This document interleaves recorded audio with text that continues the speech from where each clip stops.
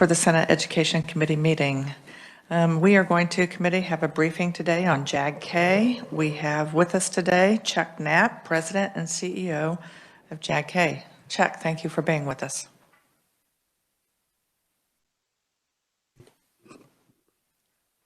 Thank you, Madam Chair. I'm sorry I touched the microphone after reading the directions not to touch it, so I apologize. My name is Chuck Knapp. I'm President and CEO of Jobs for America's Graduates Kansas, and I appreciate the opportunity to appear before you today to talk about JAG-K.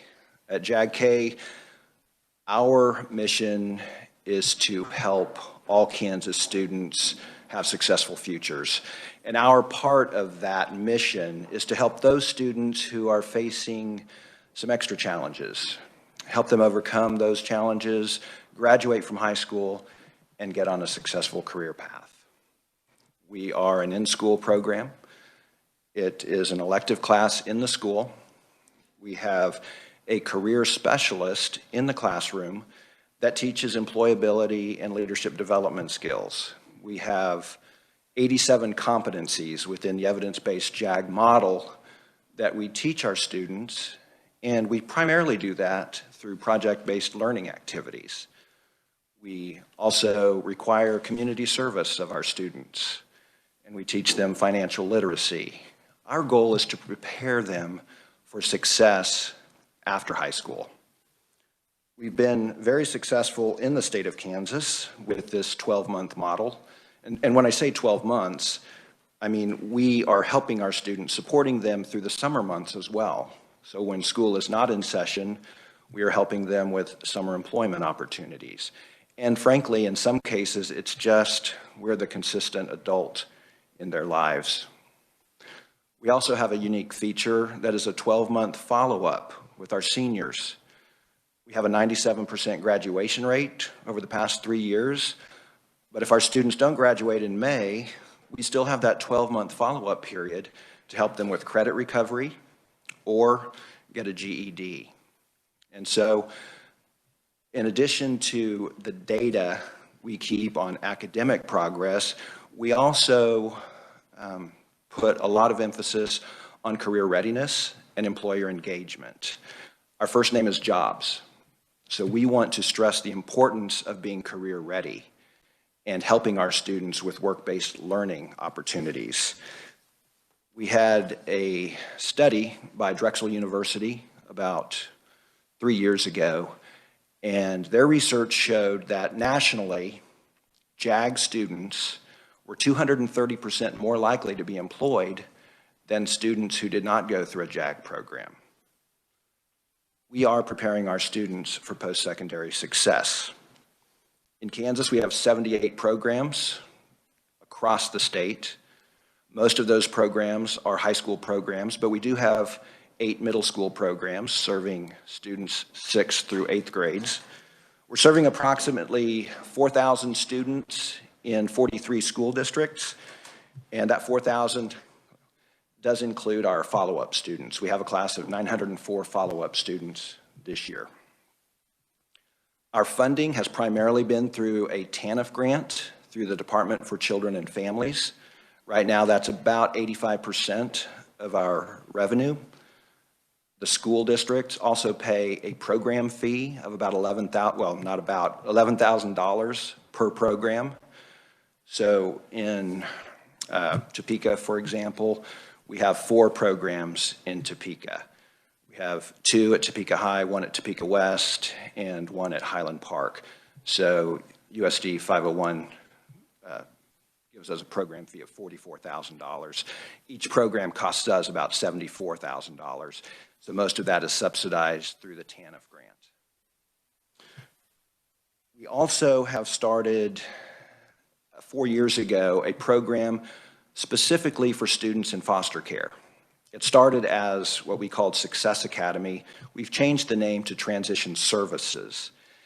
And this is geared toward those students in foster care who have multiple placements, are not able to be in a traditional JAG-K program, So they may start in a JAG-K program, but then they get transferred to a district that doesn't have a JAG-K program.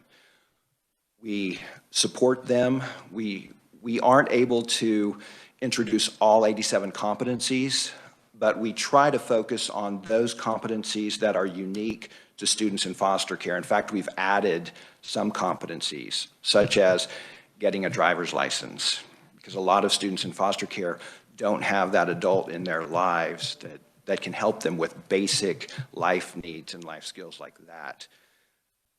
We have had success with our students in foster care. We have an 88% graduation rate for those students in our transition services program. But I will tell you that the best place for those students is in a traditional JAG-K program, regardless of the school. We have had students who have had multiple placements, but they've been in schools that had traditional JAG-K programs, and we have a 95% graduation rate with those students. We believe every student in the state of Kansas could benefit from the JAG-K program. They do have to qualify. They have to have at least 5 identified barriers, but our long-term goal would be to have a JAG-K program in every Kansas public school. We're very pleased with the impact we've had, our performance measures, the objective data that we can report. But the thing that really illuminates the impact of this program is when you talk to our students. And I do have a student with me today. Riley is from Topeka High, and certainly with the chair's permission, we would love for her to speak at some point. I'd be glad to entertain questions now or after Riley. Thank you very much. I think we'll address some questions right now, if you don't mind. So committee, what questions do you have for Mr. Knapp? Senator Dietrich. Thank you so much for being here today. I'm looking forward to Riley speaking to us. So what are those 5 barriers? I've forgotten, and I can't pull up the document if it's in our notes. There's actually, I'm sorry, Madam Chair, Senator, a list of about 33 barriers from which to choose, and each student must have at least 5 barriers. This year, the average number of barriers for a JAG-K student is 7. In a lot of years, it's 8 or 9. Our numbers are down this year because of the pandemic. But those barriers generally fall into 3 categories: academic, economic, or environmental. I would say most high school students have at least 3 barriers. Lack of maturity is a barrier. Well, that's me most days, right? So, but it also goes homelessness, incarcerated parents. As I mentioned, economic barriers. We want to just give you an idea of the demographics of our students. 55% of our students are students of color. 75% of our students are eligible for free and reduced lunch.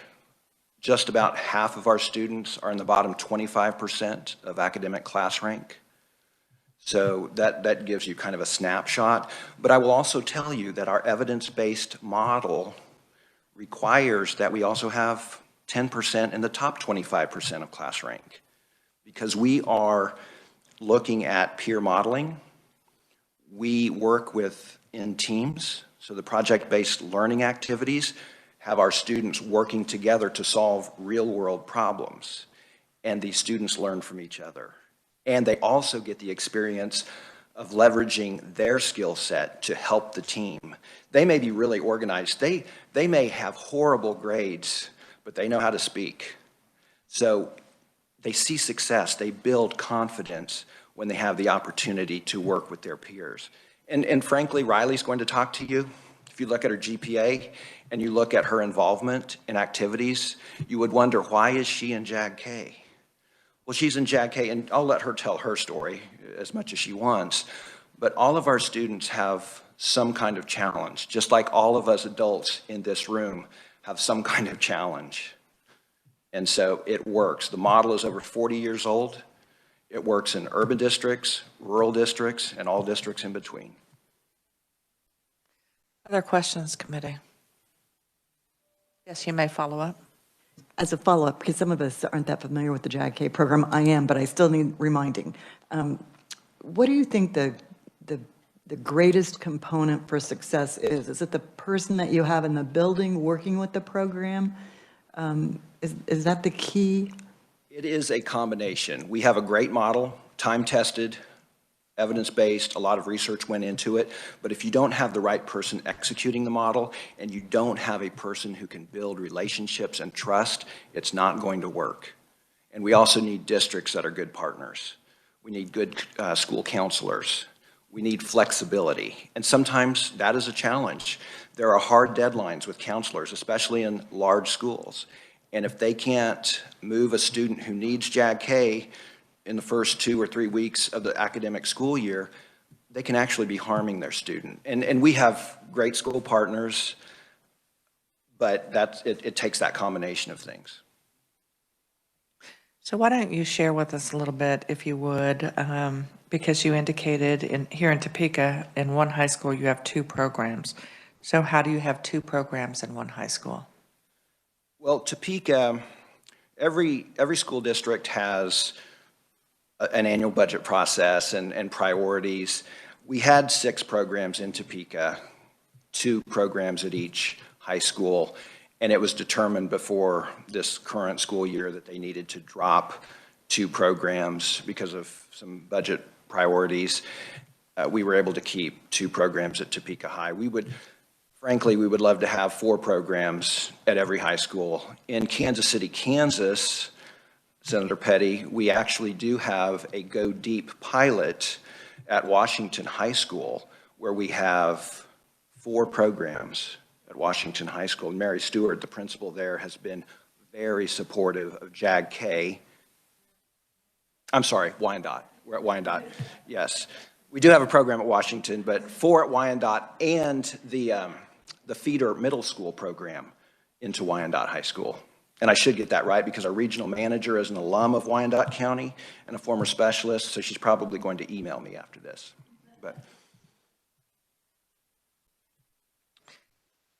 So talk about your transition services program for foster kids. So they are in that as they leave foster care, as they leave a foster home, or while they're in a foster home? How does that work? They are currently in the foster care system, and they come to our program a variety of different ways, and they may have different placement scenarios. They could be in a group home, they could be with a family. They could start in a traditional JAG-K program, but we know it's going to be a temporary placement, and so we believe that they're going to need the additional support down the road. So we also just work with districts. In Kansas City, Kansas, we work with the DCF office, actually in all the regions, but they'll identify students that they believe could use the extra support, and so we assign those students to a specific transition services specialist, and they will make sure they have equipment. Fortunately, most of the school districts are providing equipment. It's when they move that we may need to make sure they have a Chromebook to continue online learning, if that's what they're doing. But we're providing that consistent adult. We're talking about and providing the same competencies related to employability skills. We're having them participate in our regular statewide student events. We have competition so they can highlight the skills they've learned. So employability skills, public speaking, project-based learning showcase, and similar events. And so we try to get them as integrated as possible without being in a traditional JAG-K program. But again, the outcomes are much better if they can be part of a traditional program. And if the cost is $11,000 per program, how many students is that? The cost for us is $74,000 per program. Right, but for the district, it's the $11,000. It's a program, a multi-year program, high school program that is 9th through 12th grade, and in some high schools we'll have a 9th and 10th program and an 11th and 12th program, so that would be 2 programs. But a JAG program is 45 to 50 students in classes of no more than 15 students. If there are some examples of programs that have more than 50 students, but they require a waiver to make sure that our specialist is seasoned enough to be able to handle. And also, student selection is very important. And that, again, that's part of the model. You can't have 50 behavioral disorder challenged students. There needs to be a good mix, again, because of the model and peer modeling and those types of things. So I guess when we had our hearing with regard to at-risk and high-density at-risk funding, and it was identified that JAG-K was added to the list of what would be an outcomes-based program. Are you thinking that the passage of that legislation would increase the number of school districts that would be able to participate, or perhaps the addition of those dropped programs in Topeka? It depends. $11,000 has generally not been a barrier for most school districts. Some have, but our big challenge with that is not filling the slots. As soon as we had school districts drop, Shawnee Mission doubled the number of programs they had. We have a list right now of about 10 districts that want a JAG-K program. The issue is not necessarily the $11,000, it's the $74,000. And so a lot of our programs, a lot of our school districts probably use at-risk money for that $11,000 program fee. Our issue is finding the $63,000 subsidy for new programs. Okay. Yes. Senator O'Shea. Thank you, Madam Chair. Just thinking out loud, the 63K subsidy, when you said most of the schools don't have a hard time coming up with 11,000, so could they meet in the middle? If you want a program enough, right, you're going to find the resources. So is that potential? We always offer that option. You can pay $74,000. The other thing we're looking at and working with DCF on is pre-employment transition services funding, which is federal funding, and any student with a 504 or IEP plan is eligible for that funding. If we had at least 550 students with IEP or 504 plans 2 years ago. If we could bill for those services, and the JAG, and other states are doing this with their JAG affiliates, if we could just bill for those students, those services, we could probably add 40 programs. Of course, they have to be certified as eligible. That's not a difficult process. We also need to make sure that we back out the TANF money, because you can't supplant TANF, but braided funding models are prevalent throughout the state of Kansas and certainly in other states that use TANF and pre-ETs. So that's something we're talking to the governor's office about, DCF. That would allow us in 2023 to add 40 programs across the state. And we'd like to go deeper in some of our larger districts, but also reach out to some of those rural districts that don't have the ability. Thank you. Committee, any other questions? Senator Petty. Thank you, Madam Chair. So, Chuck, it's good to see you. I'm trying to follow that train of thought there. So you're saying if they had an IEP, that JAG would be able to, or you're trying to work out with DCF to pay for what? The pre-employment transition services program is helping disabled students with work skills and training, and their requirements crosswalk perfectly with the JAG-K competencies. So you're talking about self-advocacy, employability skills, and this is currently being done in 7 states. In most states, it's through their Department of Labor. In Kansas, it's through DCF and their vocational rehab division. So basically, it's a fee-for-service program. We provide the training services for those students who qualify, and DCF would get a bill for those services that are provided. It depends on how much you want to charge. In Indiana, they charge $25 an hour, up to 16 hours per month. It's capped at $4,800. a year, because we would continue to serve them throughout the summer months, we anticipate it would probably be more likely to be $3,600 per student. In Florida, they bill per module. So they're billing quite a bit more in Florida. In Louisiana, they're billing, or I'm sorry, Kentucky, they're billing $35 an hour.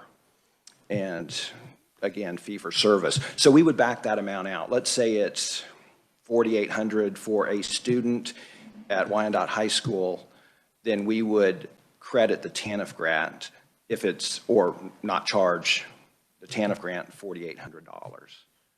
Can I just follow up? But they would have to have an IEP. That's the safest way to do it. The law just says they have to have a disability, but. So you're saying that your competencies that you have listed is the disability. Is that what you're saying? Those are the skills that they would be learning. So employability skills, work-based learning activities, and I don't have the crosswalk in front of me, but there are certain requirements that the pre-employment transition services students must receive, training that they must receive. And of our 87 competencies, we check the boxes for all of the pre-ETS requirements and then some. And there's already within JAG an existing crosswalk. Now we have to do, again, we bill per student. So if we have 580 students, we're going to be sending an invoice to DCF with the model, what we call model services. So it will be an inventory of all the services these students receive. But we do that now anyway. We know at the end of each day what competencies have been introduced to our students.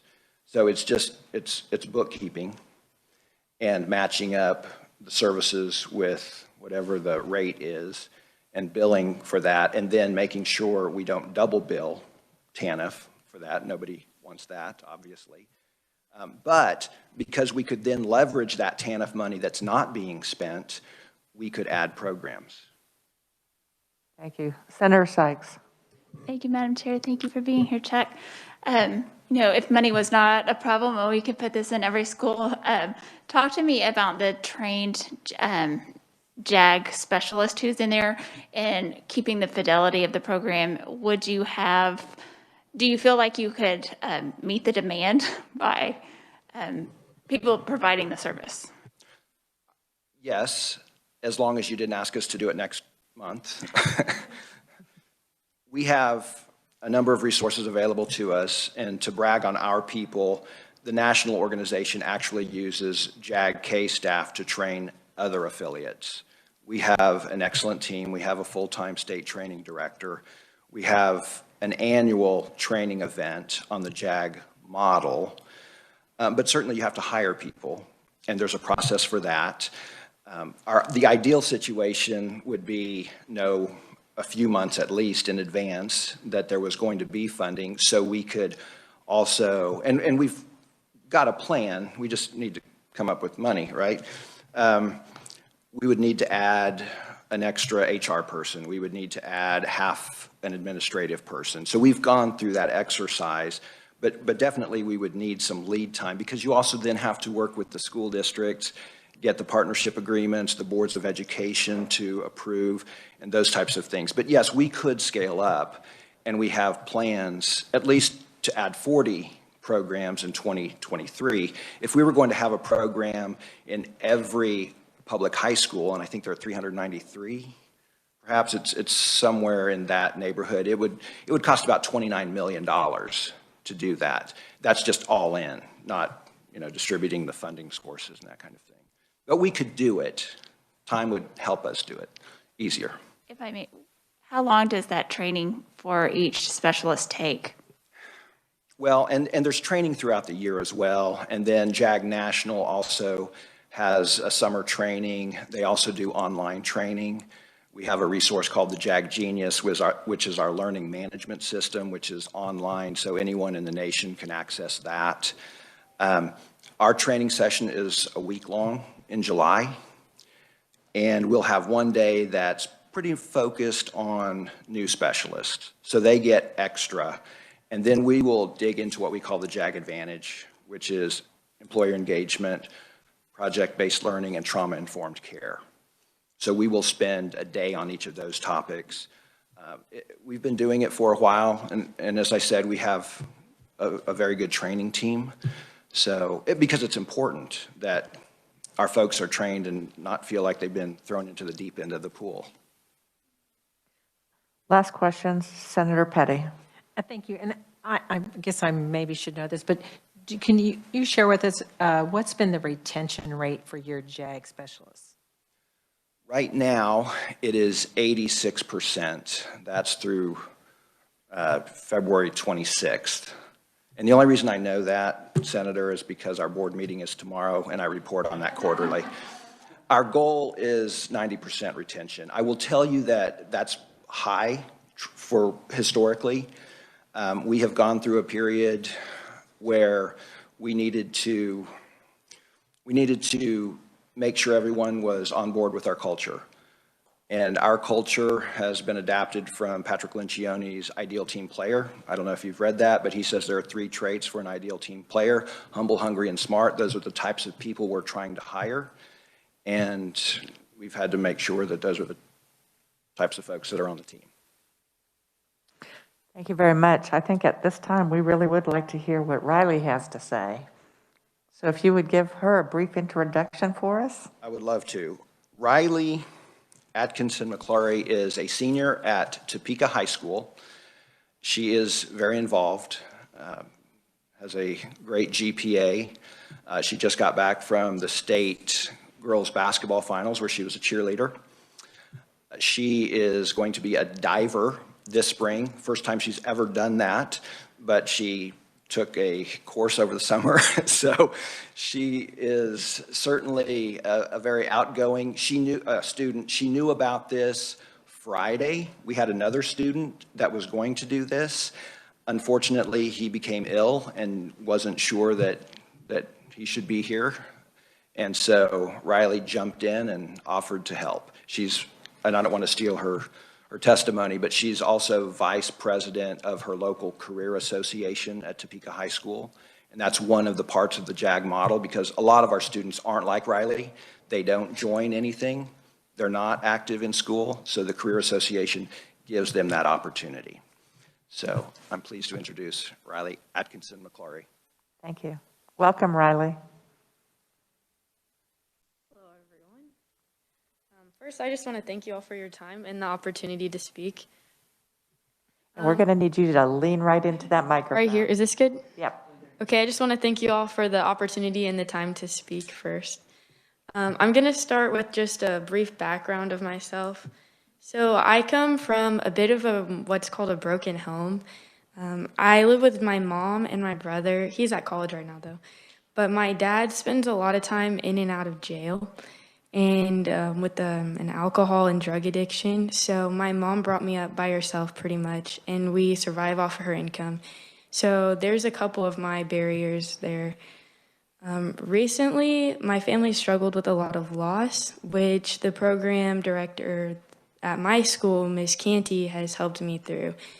JAG creates kind of a family for a lot of us. For my school, while the program is open to all students, it ends up being very geared towards the minorities because we find a home in the JAG program with our teacher, Ms. Canty.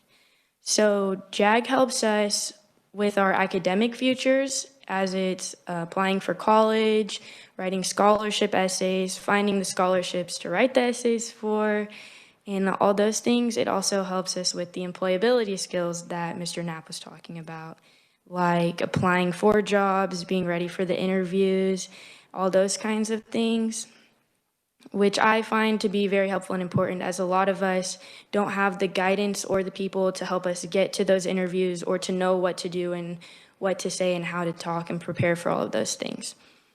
JAG also helps us with just the life skills aspect, because we've learned a lot about just what the draft is, because that was a big issue for a little while, and a lot of us have no idea what that is. So Ms. Canty makes sure that all the boys in our class are prepared and that all of us know what it is. Also credit, because a lot of us do not know how credit works. So she helped us to know just those little things that a lot of us aren't prepared for, and we don't know where to go after high school and how any of those things work. And that's not a lot of things that you find in the other classes. So JAG, with its flexible curriculum, helps us to learn those kinds of things. Ms. Canty has also taken the time to bring in community members to talk to us. So as I said, JAG is a home for us. It's just a comfortable environment that we all can take the time to talk to each other about. At my school, we've become kind of a family. I walked into class last year and I did not know these kids. I had no idea who I was looking at or talking to. But by the end of this year, we've come together and we all know each other and we reach out to each other when we need help. Some of us are more academically gifted than others, and we find the time to tutor each other just to make sure that we're all getting through. And we wouldn't have known each other without the help of the JAG program bringing us together. So while our teachers are there to help us, we are also finding the time to be there for each other. Ms. Canty, as I said earlier, sorry, I got a little off track. She brings in members from the community to talk to us, and we find the time to discuss things like women's rights, police brutality, anything in between. It's an open environment for us to speak as adults to adults. And she brings in those people to not talk at us, but to speak with us and help us to understand where we'll be at in the coming months as we get ready to leave high school. And speaking with those people from our community has really helped us to understand that it's not going to be just a walk in the park when we get out, and that there's a lot of things that we have to prepare for and to know about. And we've learned from their failures and their successes and how that could really be us one day, and that we should just be prepared for anything that could come our way. And that's how JAG has helped us. That was kind of unstructured, so I'm sorry about that. I thought it was great. Thank you. We have lots of questions. Okay. Because we want to know about your experience. So committee, who wants to start? Yep, Senator Straub. Thank you, Madam Chair, and thank you, Riley. You did an excellent job. It was perfectly structured. Don't worry about that. So did you know what kind of field you wanted to go into before joining the JAG program, or has that helped you decide on a career path? I've always been kind of a very headstrong person. I'm going to do this and I'm going to go here. But when I walked into the JAG program, I was going to be a surgeon, and now I'd like to go into journalism. And JAG has helped me with that decision because, as Ms. Canty, as I said, she's brought in several people to talk to us. And after speaking with those people in their different careers, it's helped me to learn that that could be something that I want to do, as she's brought in people from all kinds of different fields. So yes, JAG has helped me with the decision of where to go with my life. Okay, who's next? Senator Petty. Thank you, Madam Chair, and thanks so much for being here. So I was just curious, how about with your mom? Has she noticed any difference, or have you relayed anything different to her than you would have within your other classes at Topeka High? My mom actually works at Topeka High, so she sees very well how JAG helps us. My brother and I were both in the JAG program with Miss Canty, and I think that she does notice how JAG helps us. At our school, it really just helps us to grasp the real world and to understand what we're walking into, and I think that she's definitely noticed how much more of a realistic perspective I've gained. Senator Sykes. My question was your brother also in JAG? So did that influence you wanting to be a part of it? Did you see a change in your brother, or was it other people at school? Like, what made you decide to be a part of JAG? At first, it was just my mom telling me that I need to take the class. But after my brother, he wasn't necessarily the most sociable person. We're kind of opposites in that way. But he found his home in JAG, and he became really close with a lot of his friends in there. He was always like, Riley, come to my class, just come see what it's about. And I was like, Codis, that's not for me. But I ended up showing up one day, and Ms. Canty let me sit in, and I really liked the class. And I was like, that's going to be me next year. Like, I just wanted to have the home with all my classmates and to just be a part of something. Senator Gossage. Thank you for being here. You do your high school proud. I just wanted to ask one quick question, and that is, do they talk about mentorships or internships in the JAG program?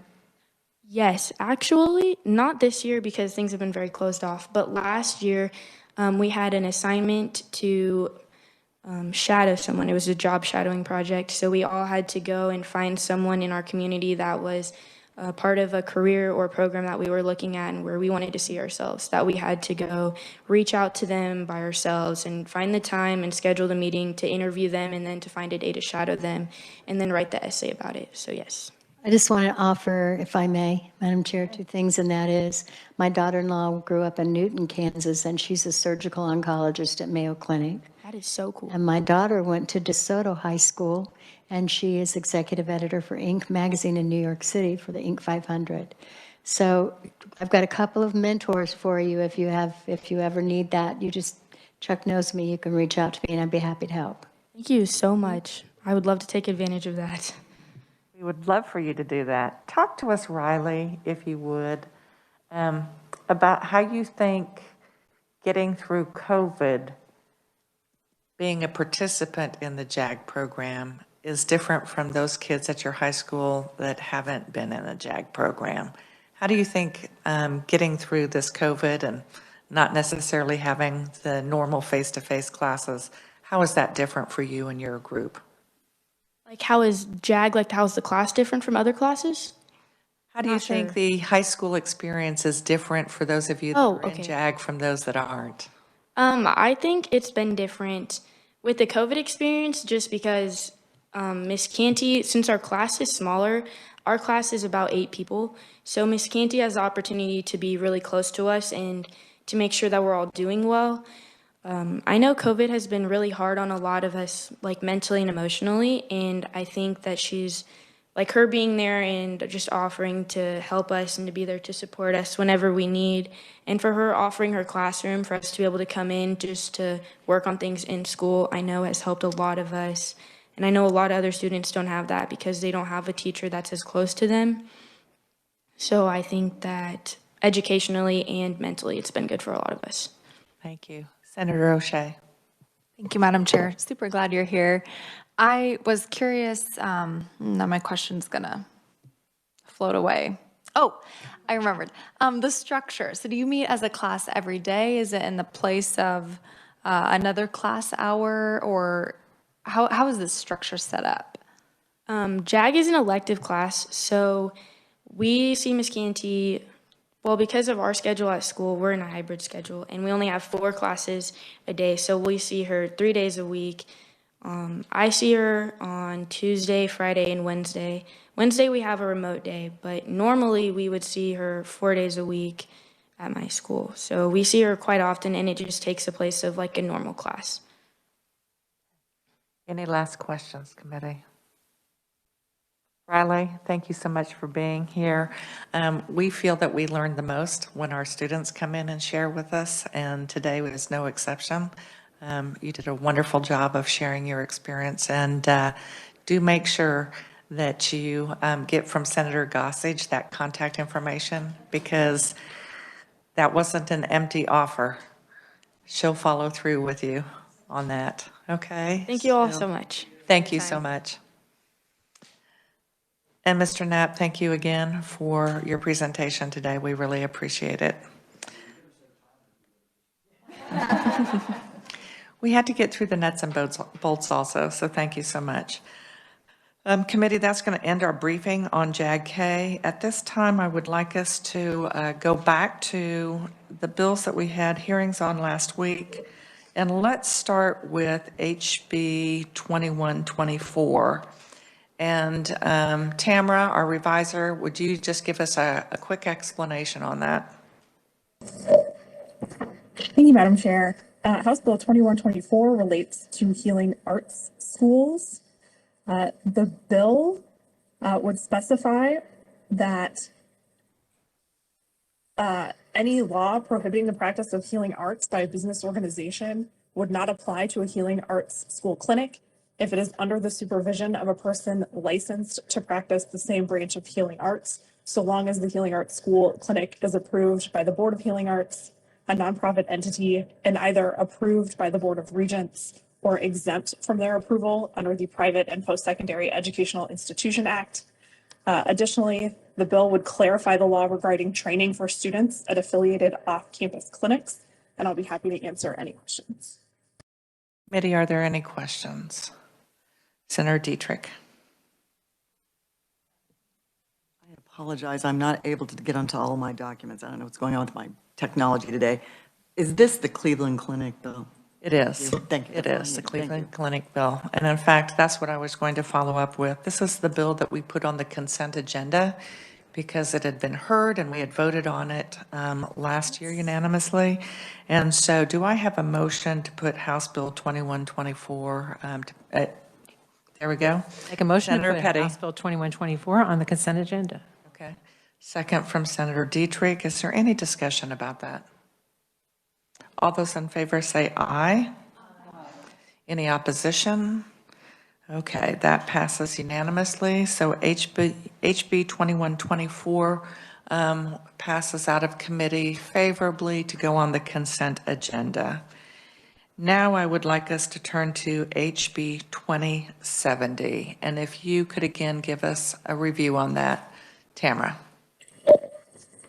Thank you, Madam Chair. House Bill 2070 would allow not-for-profit, private, post-secondary educational institutions to impose a surcharge when payments are made to that institution with a credit or debit card. And I'll be happy to answer any questions. Committee, do you have questions on that bill? Yes, Senator Gossage. Thank you, Madam Chair. I believe I did anyway, received an email about those surcharges on the Visa and the MasterCard. And I thought that helped clear up my questions. That is something that we did all receive. Thank you to Senator O'Shea for making that request and for research finding that information for us. So I guess my question is with regard to House Bill 2070. Yes, Senator Dietrich. Oh, okay. All right. Do I have a motion to pass this out favorably? Senator O'Shea? Okay, we have never had a discussion. You're hearing and shaking heads for those that are just hearing us and not seeing. The concern about the consent calendar is that this is a bill that's never been heard or debated on the Senate floor. And so there probably is a concern that we just go ahead and, though we know it passed on the House side, but to at least have it come above the line and for there to be a debate on the floor. So I would allow you to amend that if you want to, or you could.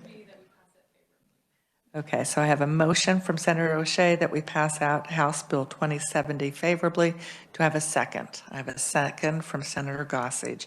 Is there any discussion? Are there any amendments? Seeing none, all those in favor of passing out House Bill 2070 favorably, say aye. Opposed? We have passed out 2070 without amendment. Committee, that is all we have as far as House bills. I don't think we have enough time to work anything else. And so I'm going to call meeting adjourned.